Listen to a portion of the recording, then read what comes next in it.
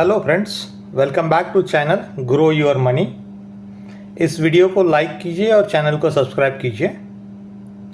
तो आज हम डिस्कस करेंगे थोड़ा सा हट के रियल एस्टेट इन्वेस्टमेंट के एडवांटेजेस क्या होते हैं, इसके ड्रॉबैक्स क्या है और किसने रियल एस्टेट इन्वेस्टमेंट करना फ़ायदेमंद रहेगा। तो यहाँ पे हम लोग जब भी इन्वेस्टमेंट ये वर्ड यूज़ करते हैं, so investment is nothing but to gain something out of your own. हमने फर्स्ट वीडियो में देखा था एसेट लायबिलिटी, वहाँ पे हमने ये भी कहा था कि there is a slight confusion कि रियल एस्टेट इन्वेस्टमेंट आपकी एसेट होती है या लायबिलिटी होती है। एसेट लायबिलिटी का हमने डेफिनेशन पहले ही देख चुके हैं। तो आज की डेट में हम लोग ये देख रहे हैं कि रियल एस्टेट में अगर मैं इन्वेस्ट करूँ तो मेरे प्रोज क्या है, मेरे कॉन्स क्या है, कंसर्न्स क्या है। तो अभी हम यहाँ पे इसके एडवांटेज देखते हैं। सबसे बड़ा जो एडवांटेज होता है रियल एस्टेट इन्वेस्टमेंट का, वो होता है आप इन्फ्लेशन को हेज करते हो। इसको थोड़ा अलग लैंग्वेज में अगर बात करेंगे तो जब भी मैं रियल एस्टेट में इन्वेस्ट करता हूँ तो मेरा कैपिटल एप्रिसिएशन जिसको बोलते हैं, that mean the cost of the property gets increase with reference to inflation.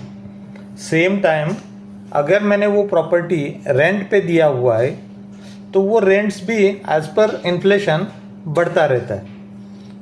तो यहाँ पे हमने देखा कि अगर मुझे इन्फ्लेशन को बीट करना है या इन्फ्लेशन को एट पार करना है तो ये एक एडवांटेज हो सकता है। दूसरा एडवांटेज होता है कि हमने देखा था कि हम इक्विटी में इन्वेस्ट कर सकते हैं, म्यूचुअल फंड्स में कर सकते हैं, बॉन्ड्स में कर सकते हैं, गोल्ड्स में कर सकते हैं, लेकिन साथ में हम लोग रियल एस्टेट में भी इन्वेस्ट कर सकते हैं। तो ये आपके लिए एक डाइवर्सिफिकेशन होता है। इसका थर्ड एडवांटेज ये होता है कि आपको यहाँ पे टैक्स बेनिफिट मिलता है। तो आपका जो नेट इनकम है उसमें से इंटरेस्ट इनकम माइनस होता है, तो आपकी टैक्स लायबिलिटी जो है वो कम हो जाती है। जैसा हमने बात किया कि जब भी मैंने रियल एस्टेट में इन्वेस्ट किया हुआ है और वहाँ से मुझे एक रेंटल इनकम आ रहा है तो मेरे पास लिक्विडिटी बनी रहती है। I am saying about the running cost और running cash that is in my hand, क्योंकि मेरा रेंटल इनकम चालू रहता है और वो रेंटल इनकम साल दर साल अप्रिशिएट ही होते जाता है। रेंट कभी कम नहीं होता है until there is a major changes in the real estate market. Real estate investment मुझे एक पैसिव इनकम का सोर्स भी हो सकता है, जहाँ पे मैं एक्चुअली कुछ नहीं कर रहा हूँ लेकिन मुझे एक रेंटल इनकम मिल रहा है और वो rental income year by year grow कर रहा है। तो अभी मेरे पास कैश फ्लो भी हो गया because of liquidity, at the same time मेरा पैसिव इनकम भी चालू हो गया। इन्फ्लेशन के साथ मेरे घर का एप्रिसिएशन भी होता है, ये भी हमने देखा है। और सबसे बड़ी बात है जो शेयर मार्केट में या आपके म्यूचुअल फंड्स में नहीं होती है, वहाँ पे वोलेटिलिटी काफ़ी देखने को मिलती है। कुछ छोटा इंसिडेंस भी आपके मार्केट को ऊपर से लेके नीचे तक और नीचे से लेके ऊपर तक मूव कर सकता है, लेकिन रियल एस्टेट के केस में ये नहीं होता है। रियल एस्टेट के इन्वेस्टमेंट में आपकी वोलेटिलिटी जो होती है ना, वो काफ़ी लो रहती है। मतलब अगर गिरना भी है तो वो सडन नहीं गिरेगा, वो स्लोली गिरेगा, और बढ़ना भी है तो भी वो स्लोली ही बढ़ता है। सो this is what advantage. Real estate में इन्वेस्ट करने के क्या क्या तरीके हो सकते हैं। सबसे पहले तो हम कोई नॉन एग्रीकल्चर लैंड परचेस कर सकते हैं, या हम कोई फ्लैट बाय कर सकते हैं in any cooperative society, either flat और डुप्लेक्स, या रेडी होम भी बाय कर सकते हैं। और ये छोड़ के जो चौथा श्योर शॉट होता है जिसका यूज़ हम खुद नहीं करते हैं या बहुत कम यूज़ करते हैं, that is your shop buying. आप किसी मॉल में या किसी सोसाइटी में जहाँ पे कमर्शियल एक्टिविटीज़ भी होता है, वहाँ पे शॉप बाय कर सकते हो। और उसके साथ उसका रेंटल इनकम आपके साथ जुड़ा रहेगा। आजकल जब हम मेट्रो सिटी में देखते हैं तो यहाँ पे एक डिपॉजिट भी होता है। जब भी हम हमारी प्रॉपर्टी रेंट आउट करते हैं तो हम टेनेंट से डिपॉजिट लेते हैं। Sometimes it's a 3 months rent, sometimes it's a 6 months rent, और जब तक कि वो टेनेंट हमारे पास रहता है तब तक वो डिपॉजिट मेरे पास ही रहेगा, and that is always interest free amount. तो अगर वो पैसे मैं कहीं और इन्वेस्ट करूँ तो उसका इंटरेस्ट भी मुझे हर महीने, हर क्वार्टर या हर साल आने वाला है। So that is my additional benefit other than direct real estate investment. और जो एक तरीका है जो मैं ये वीडियो के लास्ट में बता दूंगा, दैट इज़ ईजी वे है रियल एस्टेट में इन्वेस्ट करने का, और वहाँ पे मुझे कैपिटल भी ज़्यादा नहीं लगेगा। सो ये सारी बातें तो हमने कर दी, that is for advantage in real estate investment. अभी हम लोग इसके ड्रॉबैक्स के ऊपर भी बात करते हैं, इसके डिसएडवांटेज के ऊपर भी बात करते हैं। तो इसका सबसे बड़ा डिसएडवांटेज ये है कि मुझे डाउन पेमेंट जो है या इनिशियल कॉस्ट है या एक्विजिशन कॉस्ट है वो काफ़ी ह्यूज लगती है।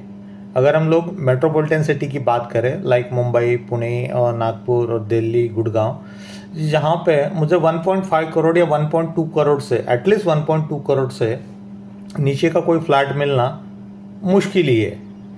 अभी जब मैं 1.2 करोड़ के नीचे के फ्लैट की बात करता हूँ और मैं यहाँ पे ग्रेड ए सिटी की बात करता हूँ, तो उस केस में मुझे वहाँ पे लोकेशन डिफाइन करना पड़ेगा।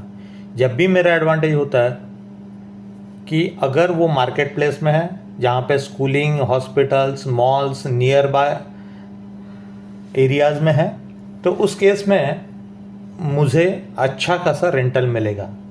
वेयर एज अगर मेरा लोकेशन थोड़ा सा अवे है सिटी से, जहाँ पे कनेक्टिविटीज़ के इश्यूज़ है, हॉस्पिटल्स नज़दीक नहीं है या स्कूलिंग नहीं है, तो उस केस में मेरा रेंटल इनकम पे इम्पैक्ट करेगा। ऑल्दो मेरा इनिशियल कॉस्ट थोड़ा कम हो जाएगा, जो भी हम कैपिटल कॉस्ट बोलते हैं या प्रॉपर्टी एक्विजिशन कॉस्ट बोलते हैं वो कम हो जाएगा, लेकिन उसके साथ में मेरा रेंटल इनकम भी कम हो जाएगा। So this is an first thing to be understand. The second thing, जैसे हमने पहले वीडियो में देखा था कि रियल एस्टेट इन्वेस्टमेंट जो होता है ना, वो आप लिक्विफाई जल्दी नहीं कर सकते हो। मतलब आप इसको डायरेक्ट सेल नहीं कर सकते हो। आपको सेल करने के लिए बहुत सारे प्रोसीजर में जाना पड़ता है, बायर ढूंढना पड़ता है। It is just not like an stock market where आपने सेल का बटन दबा दिया और वो आपके शेयर सेल हो गए। यहाँ पे आपको अच्छा खासा पीरियड देना पड़ता है। So your waiting time to cashify the real estate investment बड़ा हो सकता है। इसके बाद तीसरी चीज़ आती है कि जब भी हम कोई प्रॉपर्टी एक्वायर करते हैं तो उसके जो चार्जेस होते हैं, registration charges, stamp duty and other things, वो काफ़ी ज़्यादा होते हैं as compare to other investment types. अगर हम लोग महाराष्ट्र की बात करें तो यहाँ पे हमें 6% स्टैम्प ड्यूटी देना पड़ता है। दैट मीन्स अगर मेरा 1 करोड़ का प्रॉपर्टी है तो मुझे 6 लाख रुपए सिर्फ स्टैम्प ड्यूटी ही देना पड़ेगा। The same is with selling of the property. जब भी मैं सेल करता हूँ वहाँ पे भी मुझे either I have to share the proportion of registration fee, stamp duty, और I have to accept it. तो यहाँ पे प्रॉपर्टी एक्विजिशन का कॉस्ट बहुत ज़्यादा होता है। तीसरी बात जो सबसे इम्पॉर्टेंट है कि अगर मैंने कोई डुप्लेक्स लिया हुआ है, मैंने कोई घर लिया हुआ है या मैंने कोई फ्लैट लिया हुआ है, तो ये उसके साथ कुछ एक्सपेंसेस भी लाता है, लाइक प्रॉपर्टी मेंटेनेंस कॉस्ट। जो भी घर के अंदर में डैमेजेस होते हैं, जो वर्न आउट होते हैं या जो पेंटिंग होता है, वो मुझे पीरियडिकली करना होता है। सेकंड थिंग, मुझे म्यूनसिपल कॉरपोरेशन को टैक्स पे करना पड़ता है, प्रॉपर्टी टैक्स, वो मेरा सेकंड एक्सपेंस होता है। और थर्ड सबसे इम्पॉर्टेंट ये होता है कि मेरा रेंटल इनकम में से समाउ 10%, 15%, समटाइम्स 20% मेरा मेंटेनेंस कॉस्ट जाता है।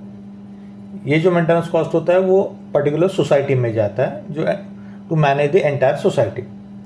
सो this is what the disadvantage of an real estate investment. यहाँ पे मैं आपको एक दूसरा ऑप्शन बता रहा हूँ जिसमें हम लोग रियल एस्टेट में इन्वेस्ट कर सकते हैं with low capital, with low cost of acquisition. ये ऑप्शन है REIT, real estate investment trust. India में ऐसे कुछ कंपनीज है जो बड़ी बड़ी प्रॉपर्टीज़ को एक्वायर करते हैं, उनको लीज पे या रेंट पे देते हैं, और वो जो रेंटल इनकम है वो एज अ डिविडेंड या आपका इनकम आपको डिस्ट्रीब्यूट करते हैं। यहाँ पे हम लोग छोटी से वैल्यूज़ में भी इन्वेस्ट कर सकते हैं। You can find there are 2 or 3 REITs registered in Indian stock markets, जहाँ पे आप इसको इन्वेस्ट कर सकते हैं। यहाँ पे हो सकता है कि आपकी लिक्विडिटी का भी इशू काफ़ी हद तक कंट्रोल हो जाए। So that's all till now.